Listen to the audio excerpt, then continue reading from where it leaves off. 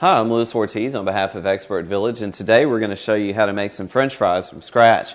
And what we're going to use is a double frying method, and double frying in the sense that we want to blanch these at a lower temperature first, and then we want to raise the temperature and finish the cooking process. So I've just got some parchment paper here in a Pyrex dish, and once these are finished in the first stage of cooking, the blanching, I'm going to go ahead and lay these guys in here side by side. And we're actually going to chill them a little bit, and they're going to get a nice kind of little gummy finish from the starch that's just started to come out of them, and there's some residual moisture in there too that makes this really nice little gummy finish on the outside as they chill. So I've got my countertop fryer set to 320, so we're going to start them at 320 to blanch, and then I'm going to raise this temperature up to about 360, and we'll finish cooking them at the higher temperature, and they're going to come out real nice for us.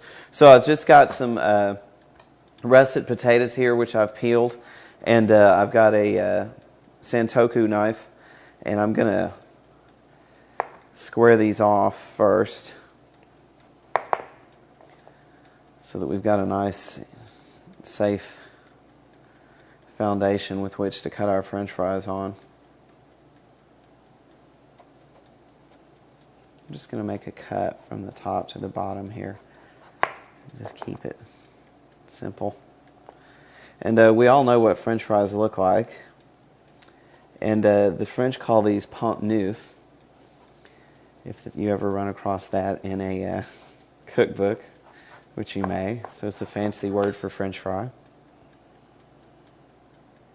I'm going to square this off a little bit shorter, make it a little safer to cut with. And you can also use a slicer for these if you so desire. But today I'm showing you with a knife just in case. So if you notice, I squared this off so that I've got a nice firm base with which to cut the other sections.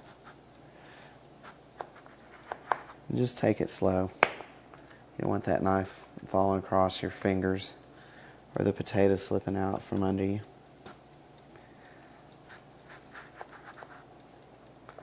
Just keep these as uniform as possible so that you'll have a nice even cooking time for all of your French fries. Okay?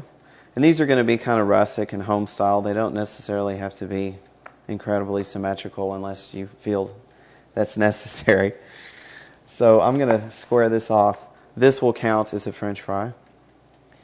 And then I'm going to cut the rest of these about this size, so that we've got them nice and symmetrical. And again, this is going to facilitate the cooking process so that they're all done at the same time. Let's square this guy off. All right. So there's a good start. I'm going to let these rest in some cool water in a bowl so they don't turn brown while I cut the rest of these. And we'll come back and show you how to start the blanching procedure and show you what they need to look like once the blanch part has been done. And we'll go from there.